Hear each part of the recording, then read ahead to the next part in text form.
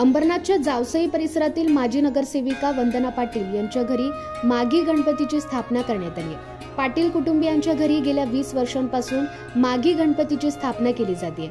7 दिवस चालणाऱ्या या उत्सवात भजन, कीर्तन, हरिपाठ, महिलांसाठी हळदी कुंकू अशा विविध कार्यक्रमांचे आयोजन करण्यात आले। याच परिसरातील गावदेवी हरिपाठ मंडळाच्या महिलांनी मागील काही दिवसांपूर्वी पंढरपूरच्या विठ्ठल मंदिरात सामूहिक हरिपाठ गायन केलं होतं। या मंडळातील महिलांचा आज गणेश जयंतीच्या निमित्तानं पाटील कुटुंबियांनी सत्कार केला।